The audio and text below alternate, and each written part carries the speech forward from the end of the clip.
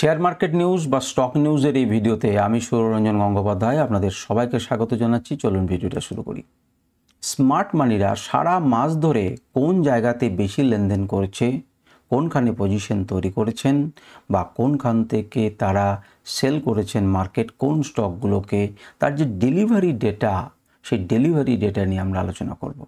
সাধারণত আমরা দেখেছেন যে কিছু স্টকের কোনো দিন আমি ডেলিভারি ডেটা সম্পর্কে আলোচনা করি, সপ্তাহের শেষে অবশ্যই চেষ্টা করি যে উইকলি ডেলিভারি ডেটাগুলোকে নিয়ে আলোচনা করার, এবং মাসের শেষে মান্থলি ডেটা নিয়ে আলোচনা করব। অর্থাৎ স্মার্ট মানিরা কি ভাবছেন তার একটা ঝলক কিন্তু স্টকের এই নিউজ থেকে পাওয়া যায়।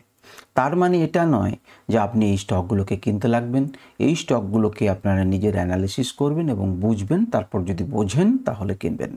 কারণ ডেলিভারি ডেটাতে এটা বোঝায় যে যেমন বাইং ডেটা তেমনি কিন্তু সেলিং ডেটাও রয়েছে। সুতরাং সব থেকে বেশি যেগুলো ডিমেট অ্যাকাউন্টে গেছে সেগুলোর ডেটা হচ্ছে ডেলিভারি ডেটা। তো আমরা আজকের এই ভিডিওতে আলোচনা করব সারা মাস ধরে, সারা জুন মাস থেকে সব থেকে বেশি কোন স্টকগুলোকে ডেলিভারি ডেটা আছে সব থেকে বেশি, সেটি আলোচনা করব। তো আমরা কিন্তু যেহেতু আপনারা জানেন ইন্ডেক্স ওয়াইজ কিন্তু করি। প্রথমে নিফটি 50 লার্জ 50টি কোম্পানি, তাদের মধ্যে সব থেকে বেশি 10টিকে বেছে নিয়েছি।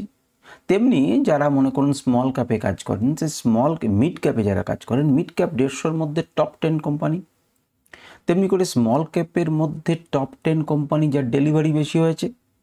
আপনি এফএনও সেক্টরের আমি দেখাবো, আপনাদেরকে দেখব টোটাল 500 যে ফ্যামিলি রয়েছে সেই নিফটি 500-এর মধ্যে কারা টপ 10, এবং আমি দেখব টোটাল এনএসসি মার্কেটের মধ্যে টপ 10 কারা রয়েছে। তো সেই স্টকগুলোকে নিয়ে আমরা আলোচনা করতে পারেন, নিজেদের মধ্যে অ্যানালিসিস করতে পারেন। যেহেতু স্টকের ডেটা আমাদেরকে অ্যানালিসিস করা নিষেধ আছে এবং তার যোগ্যতাও আমার নেই, যেহেতু আমি সেবি রেজিস্টার্ড পারসন নই, আমি কেবল খবরটা আপনাদেরকে দিচ্ছি, এটি ডেলিভারি নিউজের খবর। তো চলুন, আপনারা অনেকেই দেখেছি যে এই ভিডিওগুলো হয়তো খুব একটা বেশি পছন্দ করেন না, কিন্তু আমি বলবো যে এইগুলোকে মন দিয়ে দেখার চেষ্টা করুন এবং আপনি এটাকে নিয়ে বোঝার চেষ্টা করুন যে আমি কি বলতে চাইছি বা ডেলিভারি ডেটা এই তথ্যটা আমাদেরকে কি বলতে চাইছে। তো দেখুন, স্মার্ট মানি কোন জায়গাতে ইনভেস্ট করতে পারে তার একটি আইডিয়া। তবে ইনভেস্ট করেছে এই কথাটি বলবো না, সব রকম ইনভেস্টমেন্ট করেছে, তারা সেলিংয়েও করতে পারে, বাইংয়েও করতে পারে। তো যাই হোক, এটাতে দেখুন যে নিফটি 50-র মধ্যে জুন মাসে সব থেকে ডেলিভারি হয়েছে আপনার যে স্টকগুলোকে, সেই স্টকগুলো সম্পর্কে আমরা জানছি। প্রথম নাম্বারেই কে রয়েছে? প্রথম নাম্বারে দেখুন আইসিআইসিআই ব্যাংক আছে, দ্বিতীয় নাম্বার আছে Bharti Airtel, HDFC bank, Kotak bank, Hindustan Unilever, ITC, Axis bank, NTPC, power grid এবং অ্যাপোলো হসপিটাল। এখানে যদি তাকিয়ে দেখেন তাহলে সারা মাস ধরে সব থেকে পছন্দের জায়গা হচ্ছে কিন্তু ব্যাংকিং সেক্টর। 10টার মধ্যে 4টে হচ্ছে টপ 10-এর মধ্যে স্থান পেয়ে গেছে ব্যাংকিং। এবং ডেলিভারি ডেটা যদি আপনি দেখেন সেটা কিন্তু কম নয়, 14 কোটি ডেলিভারি, 14 কোটি এইচডিএফসি ব্যাংক। আপনি যদি কোটাক ব্যাংক দেখেন 5 কোটি ডেলিভারি হয়েছে, 5 কোটি ডেলিভারি হয়েছে। সুতরাং বুঝতে পারছেন এই ডেটাগুলো যে খুব কম বা পরিমাণটা খুব কম তা নয়। এছাড়াও আপনার কাছে কি দেখছেন, এছাড়াও দেখতে পাচ্ছেন পার্সেন্টেজগুলো ডান দিকে লেখা আছে। পার্সেন্টেজগুলো কিসের সাপেক্ষে? ট্রেডেড কোয়ান্টিটি কত আর তার সঙ্গে ডেলিভারি কোয়ান্টিটি কত। তো দেখতে পাচ্ছেন 18 কোটি আইটিসি স্টক কিন্তু ডেলিভার হয়েছে, 26 কোটি ডেলিভারি হয়েছে এনটিপিসি, 16 কোটি ডেলিভার হয়েছে পাওয়ার গ্রিড, 14 কোটি, 9 কোটি, 14 কোটি, 5 কোটি, 2 কোটি, 8 কোটি অ্যাক্সিস ব্যাংক।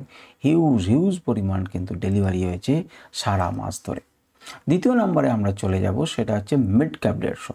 মিড ক্যাপ 150-র মধ্যে দেখুন বারে এই নামটা এসেছে, জিই ভার্নোভা এলটিডি। তো মারিকো আমরা দেখতে পাচ্ছি, এআই ইঞ্জিনিয়ারিং আমরা দেখতে পাচ্ছি, JK cement, MFSL, max financial services, আমরা রয়েছে ইপকা ল্যাবরেটরিজ, এসআরএফ, আমরা রয়েছে কিউমিন্স, আমরা রয়েছে ইমামি, আমরা রয়েছে অ্যাপোলো টিউবস। আপনি তাকিয়ে দেখুন 69 থেকে 61%, কিন্তু কোয়ান্টিটিগুলোকে দেখুন 2 কোটি কোয়ান্টিটি মারিকোর রয়েছে, 1 কোটি কোয়ান্টিটি ফিনান্সিয়ালে রয়েছে, ম্যাক্স ফিনান্সিয়ালে রয়েছে, আর প্রত্যেকটা লাখে 57 লাখ আপনার 11 লাখ, 23 লাখ, 94 লাখ SRF হিউজ পরিমাণ নিফটি 150 মধ্যেও কিন্তু কাজ হয়েছে। এবারে আমরা স্মল ক্যাপে দেখব যে স্মল ক্যাপে কেমন হোল্ডিংসটা হয়েছে। স্মল ক্যাপ 250 যদি আমরা দেখি তাহলে দেখব প্রথমেই দেখুন এমকিওর, সেটা 24 লাখের মতো। তারপর রয়েছে টিএমবি 9 লাখের মতো। তারপর রয়েছে আফকনস ইনফ্রাস্ট্রাকচার, দেখুন 2 কোটির মতো, 61%। তারপর রয়েছে ধরুন লাইফ সায়েন্সেস, কোহেন্স আপনার লাইফ সায়েন্সেস, সেটা হচ্ছে 40 লাখের মতো। আপনার মেট্রোপলিস 14 লাখের মতো। আপনার রয়েছে আপটুস ভ্যালু হাউসিং ফিন্যান্স, সেটা রয়েছে 9 লাখের মতো। সুতরাং আপনি দেখতে পাচ্ছেন যে এটি 9 কোটির মতো। সুতরাং এটি কিন্তু খুব খারাপ ভ্যালু নয়। এরপরে রয়েছে দেখুন সুন্দরম ফাস্টনার, সেটা রয়েছে 29 লাখের মতো। এবং খাজারিয়া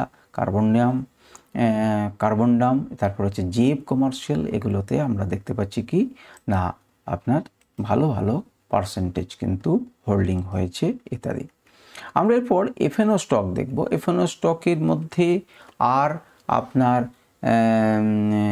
আগে যেটা আমরা দেখছি জিডি অর্থাৎ মিড ক্যাপের মধ্যে বিশেষ কোনো পার্থক্য নেই, বলা যায় পার্থক্য নেই, সেম ডেটা আছে, সুতরাং এটাকে নিয়ে আমি বললাম না। এরপরে চলে আসুন নিফটি 500। নিফটি 500-এর মধ্যে সব থেকে বেশি দেখুন আইসিআইসিআই ব্যাংক, যেটা নিফটি 50-র মধ্যে ছিল সেটাই।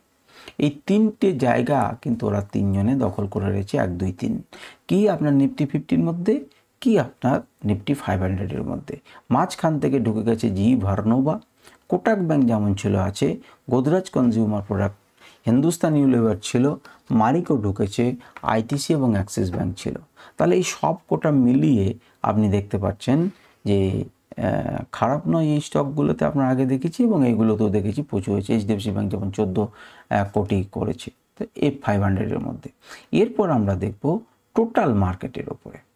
টোটাল মার্কেট মানে নিফটি টোটাল মার্কেট, তার মধ্যে রয়েছে ডিগমা, সেটি কিন্তু দীর্ঘদিন থেকে 100% দেখাচ্ছে। ICICI bank, Bharti Airtel, HDFC bank, GE Vernova LTD, Kotak bank, Godrej consumer product, Hindustan Unilever, Marico এবং আইটিসি।